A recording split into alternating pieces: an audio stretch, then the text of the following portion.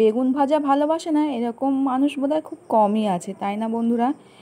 তাই আজকে একটা বেগুন ভাজার রেসিপি নিয়ে চলে আসলাম। আর এই বেগুন ভাজাটা আমি একদম ইউনিকভাবে তৈরি করব। দারুণ হয় খেতে, আশা করি তোমাদের ভীষণ পছন্দ হবে। তাহলে চলো দেখে নাও আজকে বেগুন ভাজা আমি কীভাবে তৈরি করছি।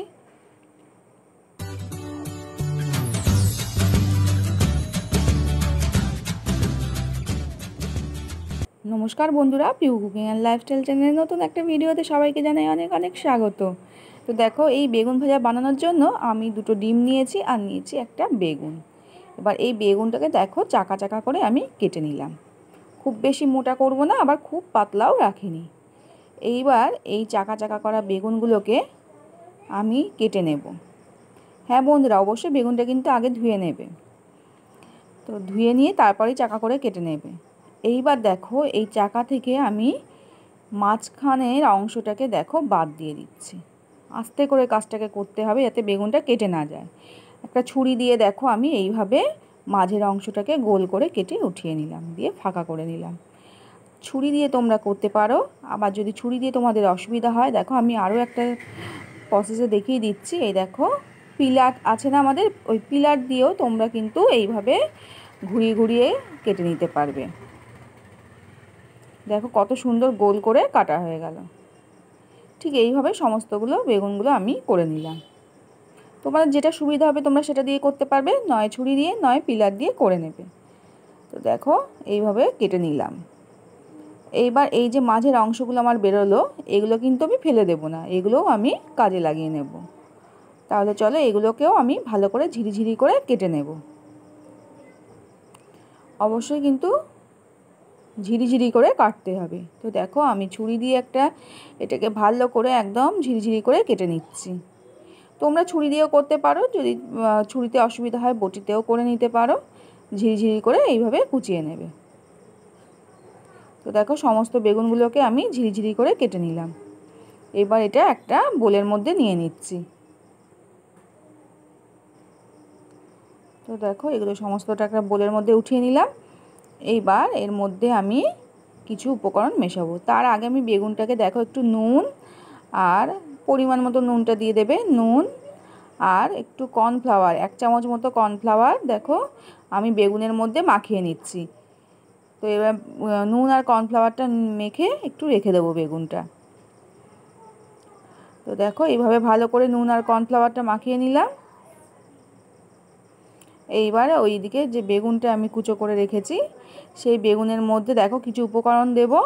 দেখো এর মধ্যে আমি দেব একটা টমেটো কুচো করে রেখেছি একদম মিহি করে, আর একটা পেঁয়াজ কুচো করে রেখেছি, আর রেখেছি একটা কাঁচা লঙ্কা, দুটো কাঁচা লঙ্কা কুচো করে রেখেছি।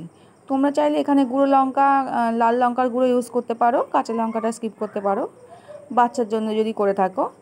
তো আমি কাঁচা লঙ্কাই দিলাম। আর দেখো আর দিয়ে দিলাম দুটো ডিম। এবার এর মধ্যে দিয়ে দিলাম পরিমাণ মতো নুন, দিলাম 1/2 চামচ হলুদ গুঁড়ো, আর দেখো এখানে দিয়ে দিলাম 1 চামচ মতো চাট মশলার গুঁড়ো, আর দিলাম 1 চামচ গোলমরিচের গুঁড়ো। এবার দিয়ে ভালো করে একটু মিশিয়ে নেব। তো এইটা মিশিয়ে নিয়ে আমরা রেসিপিটা তৈরি করে নিতে হবে, না হলে জল কাটলে অসুবিধা হবে রেসিপিটা তৈরি করতে। আর দেখো এখানে দিয়ে দিলাম 1/2 চামচ ধনে গুঁড়ো, দিয়ে এবার ভালো করে মিশিয়ে নিলাম। নিয়ে এবার আমরা গ্যাসের কাছে চলে যাব, বেগুনটা ভেজে নেব। তো দেখো এখানে আমি একটা ফ্রাই প্যানে তেল গরম করতে বসিয়ে দিয়েছি আগে থেকেই। এবার এর মধ্যে তেলটা আমার গরমও হয়ে গেছে। এবার আমি গ্যাসের ফ্লেমটা একটু কমিয়ে দিলাম, মিডিয়ামে করে দিলাম। দিয়ে এবারে বেগুনের টুকরোগুলোকে দেখো দিয়ে দিলাম, বেগুনের টুকরোগুলোকে বসিয়ে দিলাম। দিয়ে এবার উপর থেকে দেখো ওই মাঝের অংশগুলোতে আমি যে মিশ্রণটা করে নিলাম ডিম দিয়ে সেইগুলো দিয়ে দিচ্ছি বেগুনের মধ্যে। এইভাবে আমি বেগুনটাকে ভেজে নেব। তোমরা এখানে যদি তোমাদের বাড়িতে ধনেপাতা থাকে ধনেপাতা কুচো দিতে পারো, ভীষণই ভালো লাগে ধনেপাতা দিলে। তো ধনেপাতা কুচো দিয়ে দিতে পারো। তো দেখো এইভাবে মাঝের অংশে আমি পুরোটা কভার করে দিলাম বেগুনের অংশগুলোকে দিয়ে। দিয়ে এবার একটু ঢেকে দিলাম সুন্দরভাবে যাতে বেগুনটা সেদ্ধ হয়ে যায়। এবার আস্তে আস্তে করে উল্টে দিতে হবে। এটা কিন্তু খুব সাবধানে আস্তে করে উল্টাবে। তো দেখো এইভাবে আস্তে করে উল্টে দিলাম, দেখো কত সুন্দর হয়েছে কালারটা। দেখো সমস্ত বেগুনগুলোই আমি একটা একটা করে উল্টে দিচ্ছি। খুব আস্তে আস্তে এটা করে নিলাম।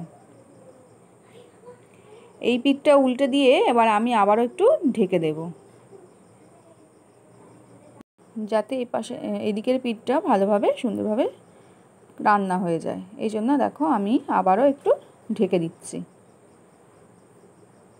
তো দুদিকটা এইভাবে লাল লাল করে ভেজে নিতে হবে। নিয়ে নিলে আমাদের কিন্তু বেগুন ভাজা একদম রেডি। তো কেমন লাগলো বন্ধুরা আজকের এই বেগুন ভাজা, অবশ্যই আমায় কমেন্ট করে জানিও।